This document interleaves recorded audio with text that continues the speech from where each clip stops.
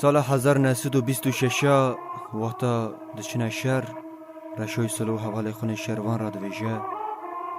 برچیبونا ولات ما جتربونا ولات خلق شیرین تره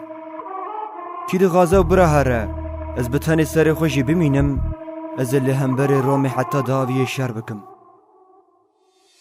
یک رمضان غازی من کر گوهر تر چیروکک بیجم من گو آمادم از که من گو ایم سرته یا گوهر چیروکک جماره هزاران دیروکه آخی والی رن بزانه بو دیروکا بابو کالا جپاش دا سر تلفونه دا سردنگی آپی بکر سترانجی جبای رشوش سلو چکر گوتن یک جیروکا رشوش سلو دنگ پاروکره و هنرمنده کی میره حد کرچی که وی هنه هر گوتنه وی زیر زمانی وی شورو کره هم سکنین مگودار کر پرسرم قصقصی بو آپی بکر دنگ بیجی گوت برینه کی دل دا وکر گوت ونگا رشو فیشنگ سور کر باروت لنه تقان تونگا خو ندا رشو کرده به وقت و به قیرت رشو گو زینم تسلیم من چارک دینه ما زینو تسلیم نبم جبویت سری من فدا سری هر چی راجع کرندانه بر شور و قما اخفلک خاینه چه ظالم او دبرو دما سری هر چی راجع کرندانه بر شور و قما اخفلک خاینه چه ظالم او دبرو دما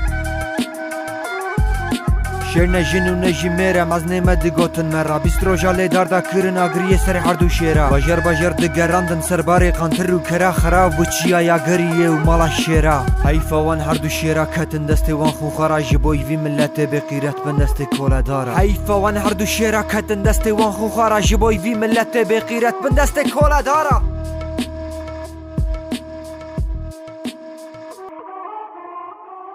رشو گوزینو تمو الخيرو بي حيفو بنينو كشلو رشو اسلو بزينو حيفو منيتي الوحيفي برومو رشا خوي سري رشو اسلو بزينو بجي كبدا سكو